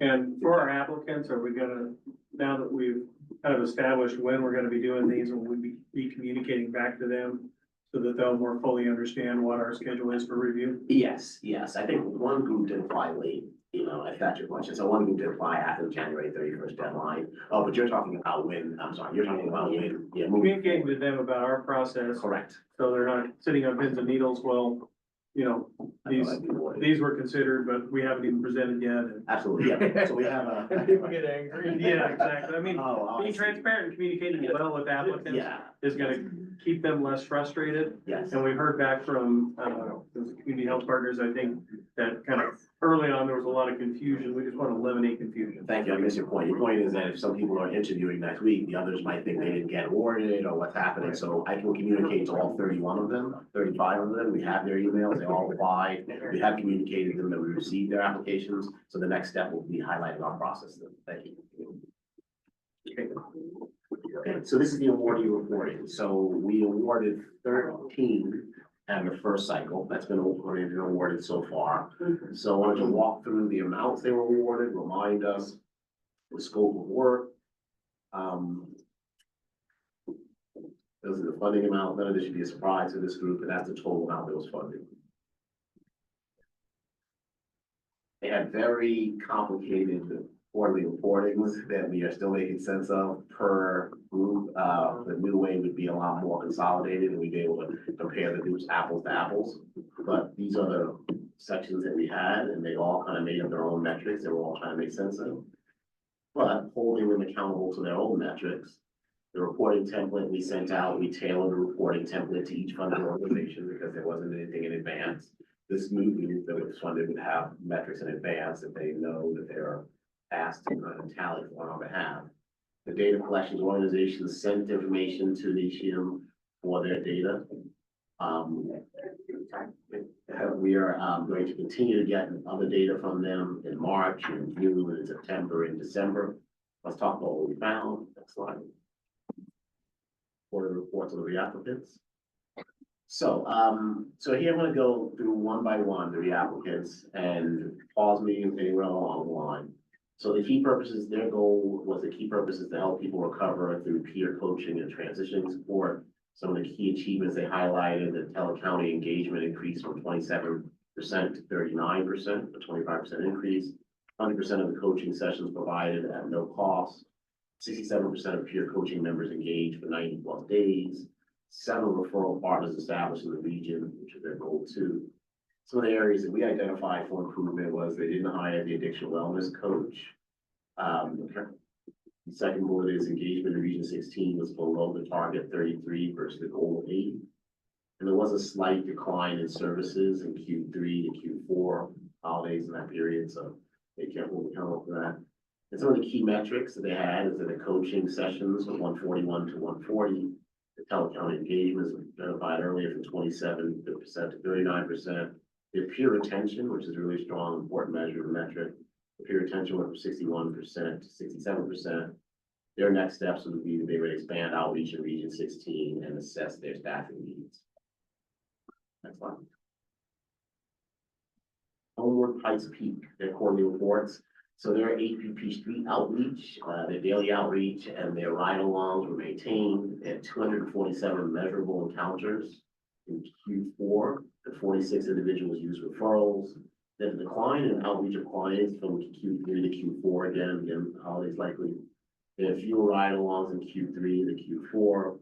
The sober living programs were 100% recovery engagement at Harbor House. Room House for graduates, increased enrollments. Project Detour, slight decline in referrals. Their recovery engagement is 90%. Their outpatient treatment was 100% client improvement and treatment plans. Low outreach and engagement. And they had no fairs attended. Their next steps were to strengthen outreach, boost referrals, and enhance retention. Those are self-identified next steps for them. Next slide. Rocky Mountain, they had Q3 and Q4 progress and challenges. They had a new provider hired and trained at Colorado Springs Clinic.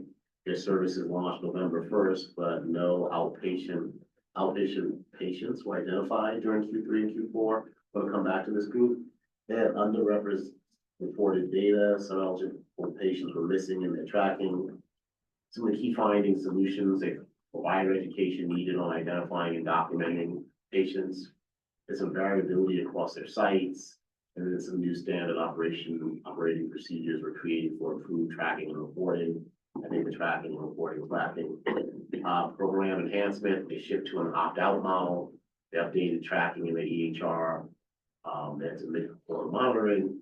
And then the next steps were expect to improve data accuracy reporting in the next quarterly update. And I summarize this all at the end, so I'm gonna go a little quicker on this, and then I'll just go through the summary and comparing them. Service delivery, they increased engagement with Justice Evolve folks from 71 to 79, expanded their regional outreach with growth in Teller County, Fountain, Callahan, and Rock. Continued training of peer recovery coaches support ongoing recovery. They exceeded the goals of recovery capital improvements with physical health and mental health and self-satisfaction. to assessing the services, to recovery engagement. Their next identified for the next steps were to expand outreach, strengthen the social support, and to track progress towards the 2025 goals. Next slide. City of Colorado Springs Fire Department.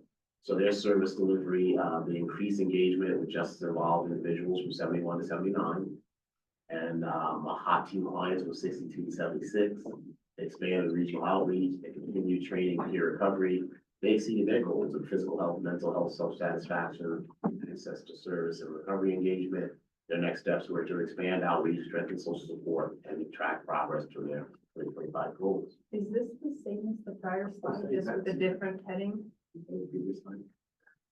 think there's an error. I'm reading it, okay, I think I have an error on that. Thank you. Yeah. I was like- Wow. Okay. So which one of these, I'm assuming, Serenity is probably. Yeah, this the is- Prior, yeah, That's not this is part- that's probably not not part. part of the screen. We don't track text. I was like, Hang on a second. I'll have it amended, I'll have the new information sent to us for the time. Okay, I'm gonna keep going. Okay, thank you for that. Okay, so here's a reconsideration summary. So, face it together, in the new world of how we're scoring, this is how they would have scored, right? But again, we had an old model, we're applying what the new model would have looked like for them and how they would have done. So quarterly report, significant increase in engagement, decline in service seekers, plans to expand outreach. So in terms of a reconsideration decision, we would say absolutely, they've done great. For Homeward Pikes Peak, the outreach slightly declined, but full engagement, sober living program, and 100% client treatment plan for improvement. The reconsideration decision would be yes. and Homeward Pikes Peak is Harbor House, right?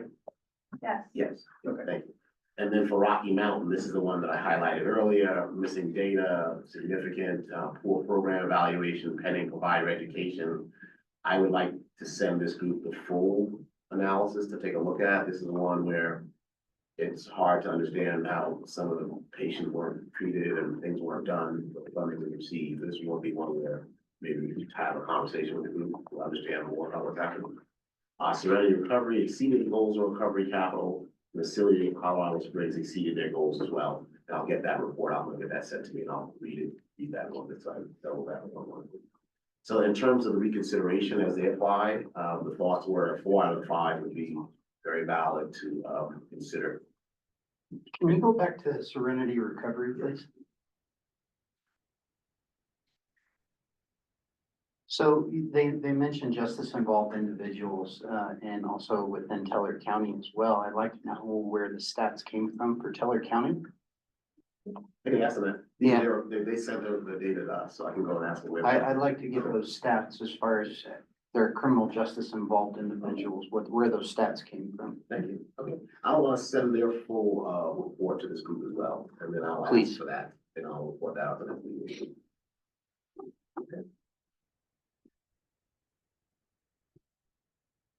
Yeah, go ahead, Karen. I just, because I know there was some confusion around who applied and what time period their funding would be used for, is there a way to add that into this to understand, you know, what their time period is? Because if they're only, 50% of what they intended to be through their funding, you know, maybe we go, okay, we haven't met all those goals yet, but Yeah. if they're, so it really depends on what they said they were going to do and what time period that funding was going to. And I know there was some kind of variability, let's say, around that, so. Yeah, the startup versus existing, it's different timelines, yeah. And you're right, I think for most of them, I think they're supposed to be receiving their second portion of the funding March 1st. If I'm, correct, that's in their contract, so. to So your it's point, midpoint. I believe so, yeah. Yeah, So, for all I of can these, double check with Amanda. this to was be through sure, the but- end of 2025, correct? For all Yeah, of these. quarterly reports, won't we do that? Right, but I'm just saying for their funding window that they have, their program window is through the end of 2025, Correct. or maybe a Yeah, third. yeah. So it might not be appropriate, I guess, for us to make a decision yet, if we're only halfway through and we haven't really seen the full, like, we might wanna give I mean, we might want to give Rocky Mountain a bit more time to see if they can correct it since it's a new process. At the same point, someone else could take a huge dive off the cliff next month. And so I think that would just be my thing is how do we, consider that in the process so that we're not making a decision too early, I guess. Yeah, I will have to give an Amanda to align this with their funding because it was the first time to roll out. And to your point, some did start a lot later, get their funding later, sign later, so we'll align that with this to bring sense to it. And one other question on the reports, going back to them, I know one of the things that we had talked about and was a desire because of it's a necessity. Is in their applications, we're looking at the sustainability, is specifically what are their progress? I mean, some of these are one-shot projects, some of them are gonna be things that they wanna continue on, is finding some way for them, to be able to communicate or how well they're doing on their own sustainability efforts, because we're not here forever. So that, just a comment, I don't know if there's a way to do that or for us to be able to review that, but, we can't always be there to feed the little birdie, at some point it's gotta fly. Which is true, but if you're asking somebody to have a sustainability plan in less than 1 year starting a program, I think that's. Right, no, I mean, That's pretty. just as part of this, as we go through this process that's a goal of this group has been sustainability. No, I agree, but you have to have time to prove out your data and then be able to take that data and, socialize it out there. Yeah, and I don't know what that looks like, but it's important. I don't know how we get to there. And just to confirm, that is part of the scoring criteria, Commissioner Stone, project sustainability. Where the proposal demonstrates how the organization will leverage other funding sources in addition to opioid abatement funds to ensure the financial stability of the program as well. Right, and that's on the application side, right?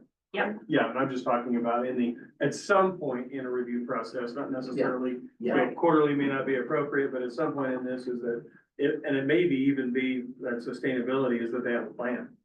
Yeah, and I want to highlight that, the new groups that we fund, that's built in, and that would be what they evaluate. We're kind of in the old world, we're trying to make sense of it, so that's not discussed at all in this world. And for the rest of the year. Okay.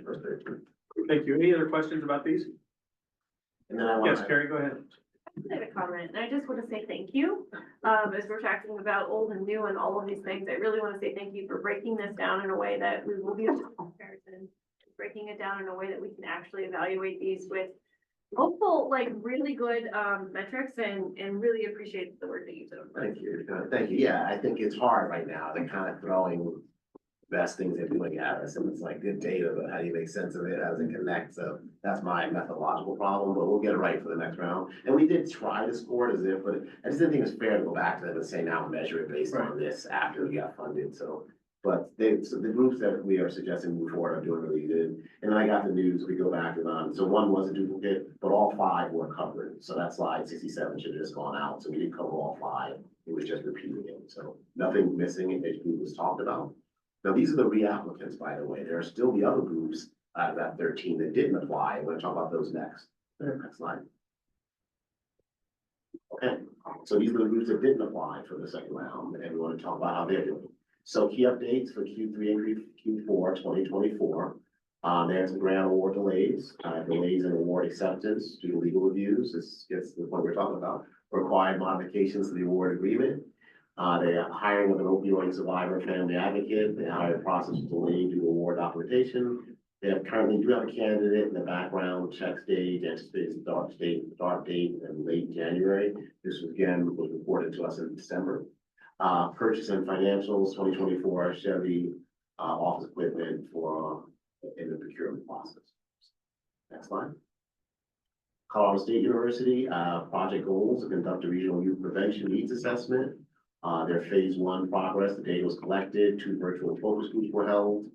They had some agreement delays as well. Work to begin in January 2025.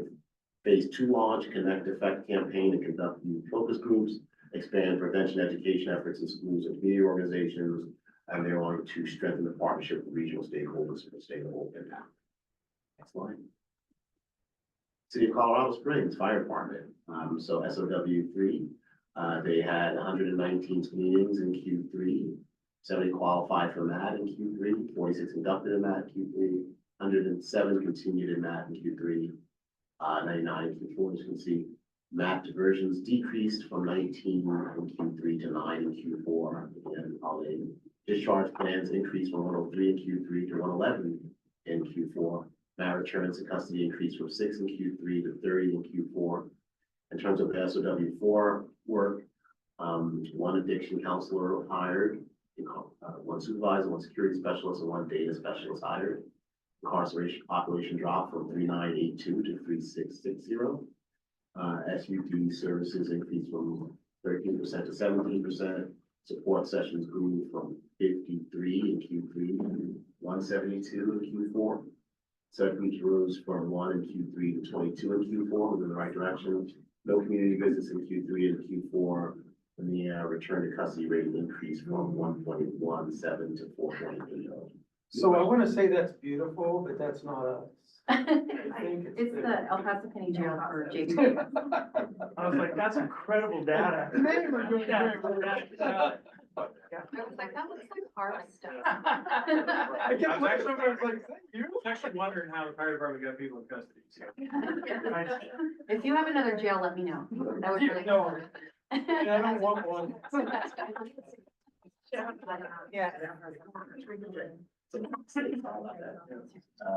this is sheriff's department. Sheriff's Department, Sheriff's side. we'll amend that with slide, thank you. Next one.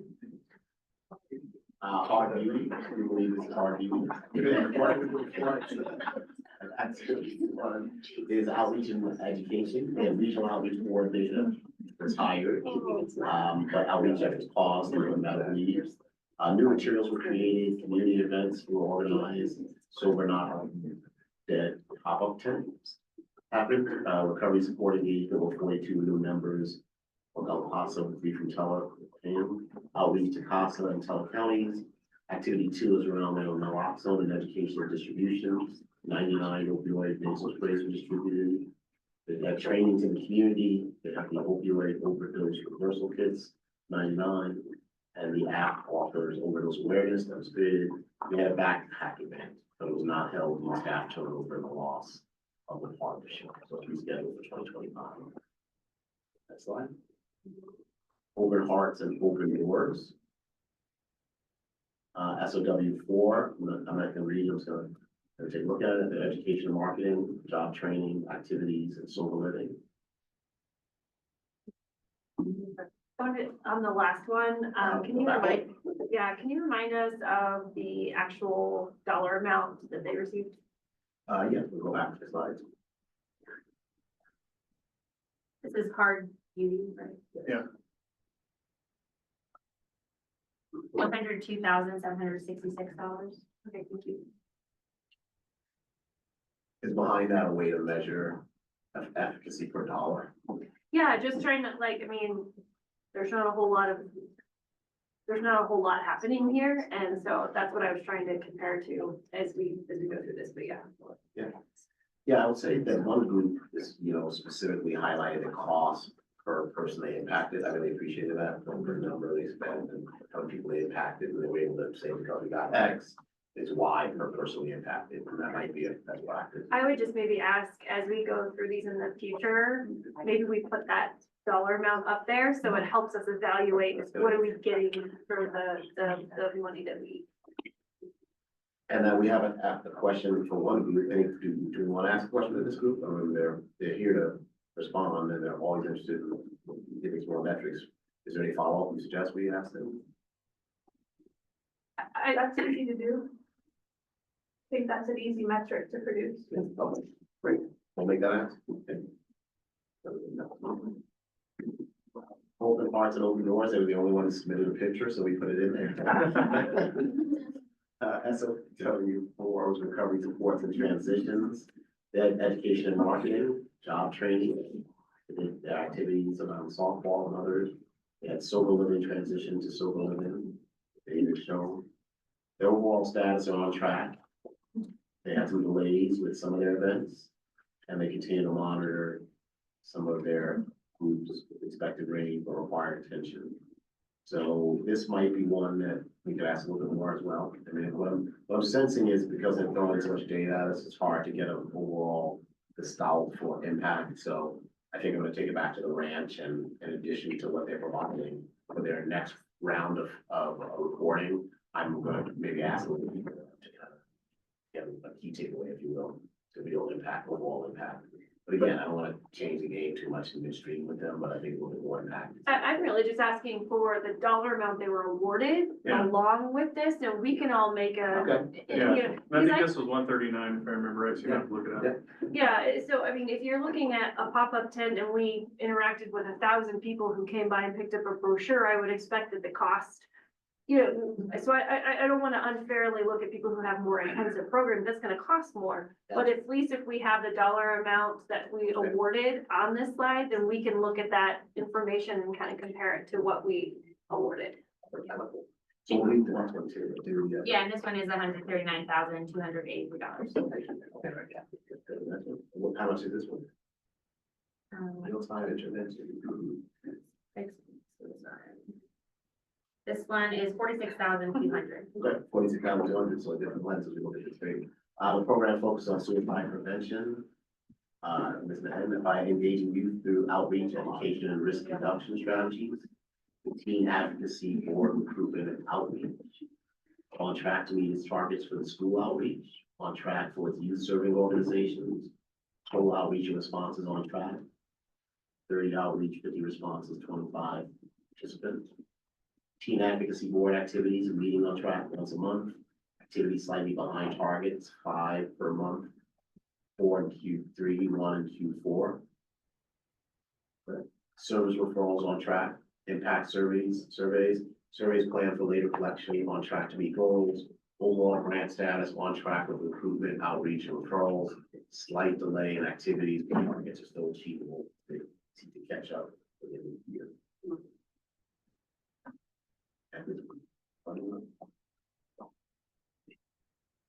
That is code for 72,734.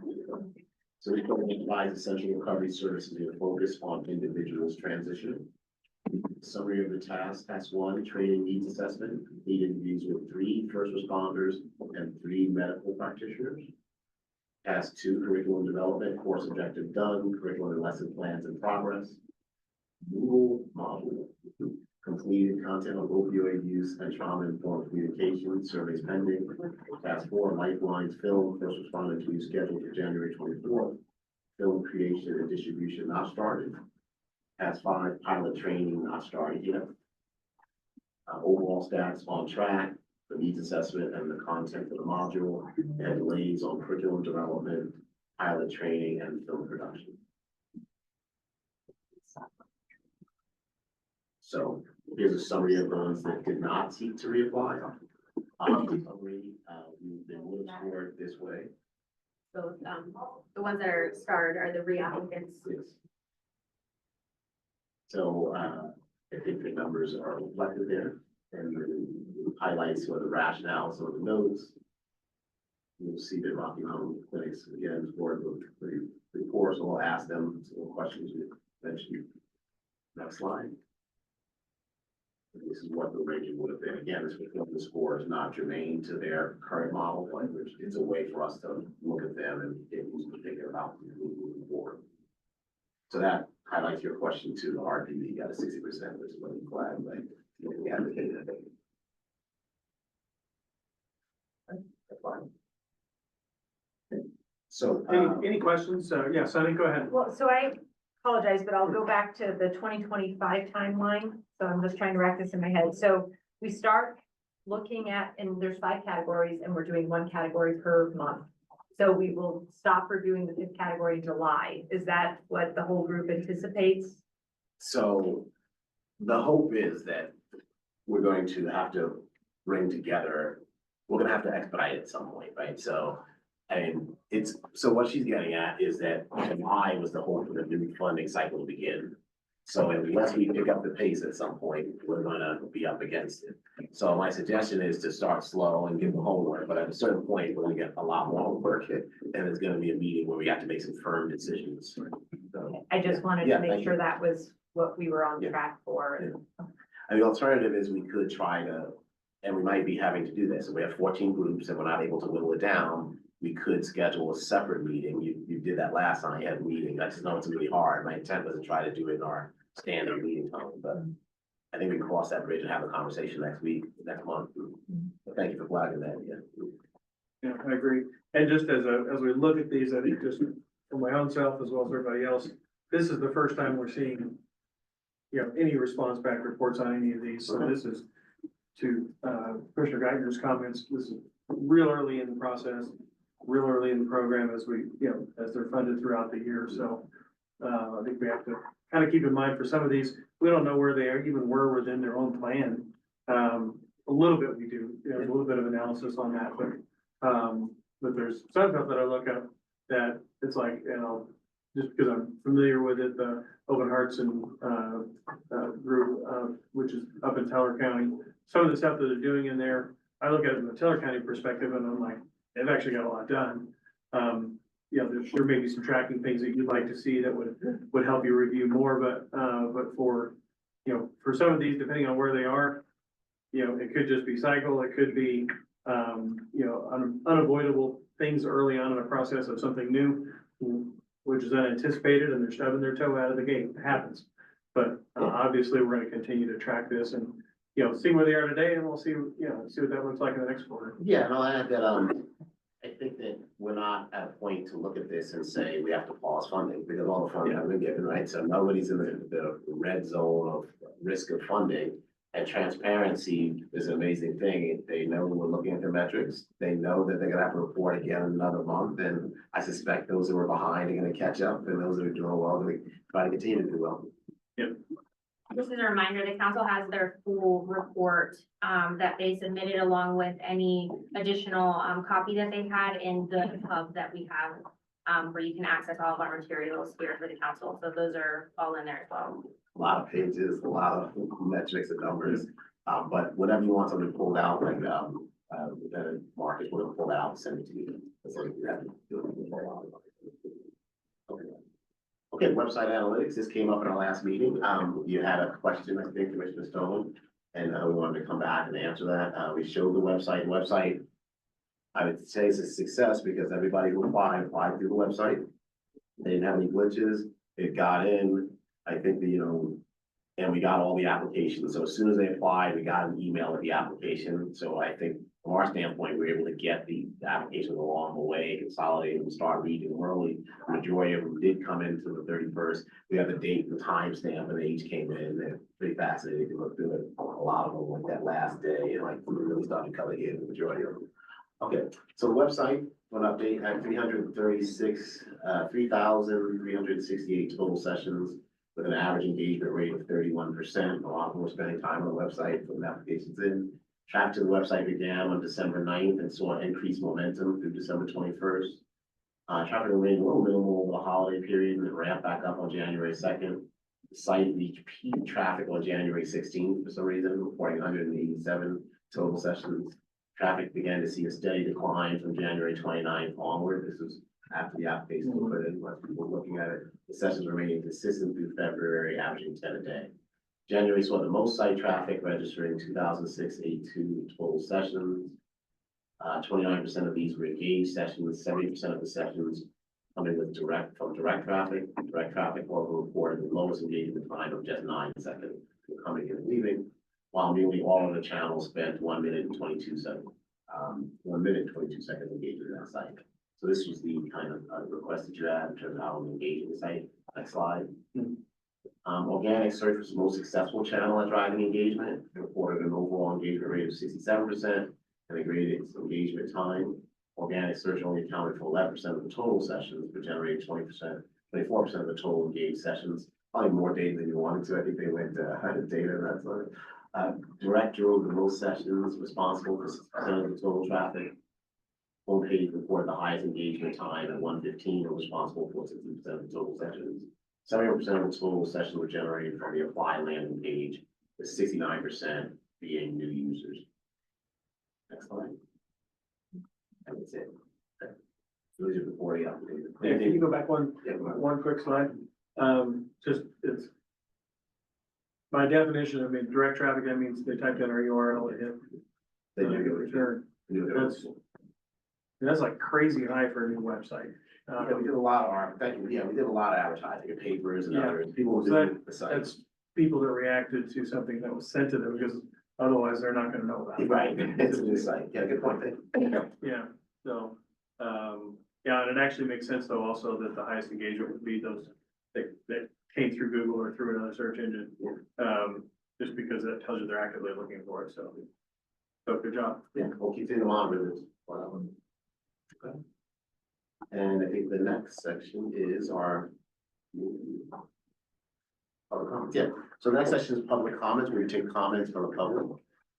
We just ask that you come up once so that we continue to tape it and hear your comments. Yeah, and also for the public comments, I know we have, some people who were grant recipients that, you know, if there is anything that you want to just stand up and talk about your existing program, this would be a good time to do that if you'd like, but certainly not required, and appreciate you all being here. So is there anybody who would like to address the council at this time? Yes, come on up.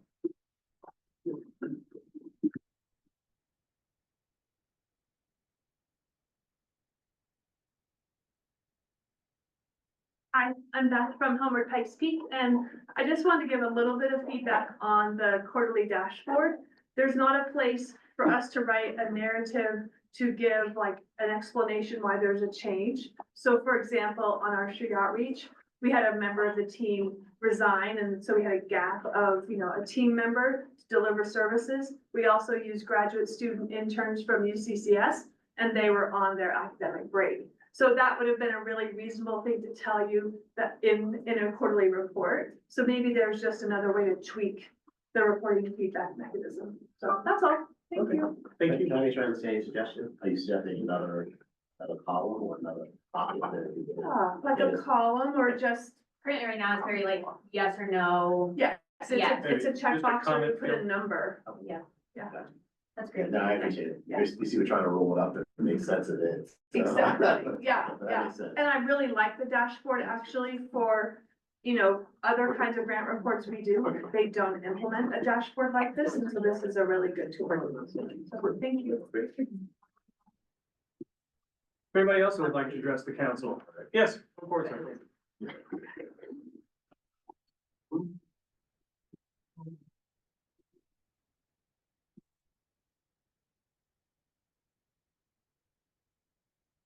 Hi, my name is Eric Olson. I'm Director of Colorado Strategy for Facing Together. And I just want to, thank the board for the opportunity that we've gotten in year one funding to really just not only grow our operations as a whole, but really up in Teller County. So when I started with that organization 3 years ago, my dream was to get up in there to Teller County, and now it's a reality. Working in Cripple Creek with Aspen Mine Center, Woodland Park with Community Partnership.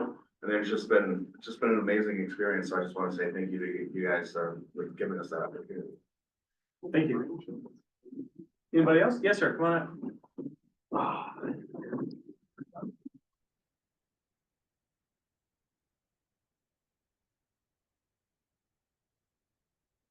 Declan Thompson, Full Circle Program. I was gonna not do it, but then it just, something felt wrong, I can't break the tradition now.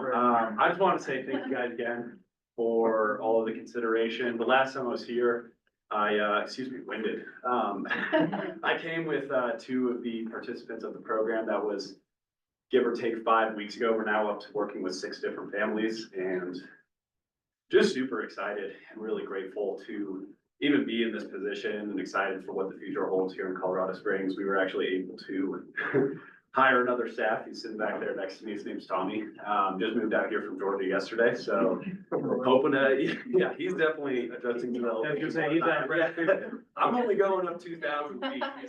He's got 7,000 to adjust to. So we're just super excited and even being considered, and just the wisdom and the guidance that you guys have given us has helped us a lot with being able to work with families and doing what we're doing, and hoping to get a brick and mortar location here in the next couple of months and start to really take off. So again, I always say this, if you guys ever have suggestions afterwards, I'd love to field them. Always looking for guidance as we're getting started out, but other than that, thank you.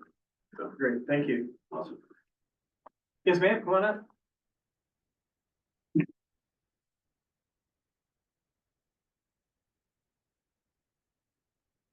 I'm Terry Trahan from Serenity Recovery Connection, and I've been now in my role for 8 months, so I'm learning so very much. But I do want to say again, thank you for this on the funding. I will say, in this SUD space and particularly in peer coaching, there are a lot of organizations that are popping up, and they're popping up because there's the ability to get funding from Medicaid. And so I think that it's important as we look at this, again, the sustainability factor of these organizations, because if Medicaid and Medicaid funding starts to slide, then some of those organizations will go away, but they potentially would have affected some of us that are working, and we, for example, don't bill Medicaid. So I think it would be important to understand that from a sustainability perspective, so I appreciate those comments. Thank you. Anybody else? All right. Oh, Stanley, come on up. Yeah. Stanley Conley with Open Hearts and Open Doors, and I too want to say how grateful we are for the opportunity to use this funding that you guys have provided for us to help many individuals and to provide the services that we're able to provide due to your funding. And just thank you again. And if there is any kind of more information that you need or you'd like us to provide, we'd be more than happy to provide whatever information that is. Thank you. Thanks, Dan. Anybody else? All right, I'm not hearing any others. So James, we're gonna be looking at the 3 presentations next meeting. We're also gonna be getting information on those next 8 to review, and to come in and be able to make recommendations back to you for that. Yes. Okay, any questions for James or any other business to come before the council? Hearing not, it's 4:10, we're adjourned. We're gonna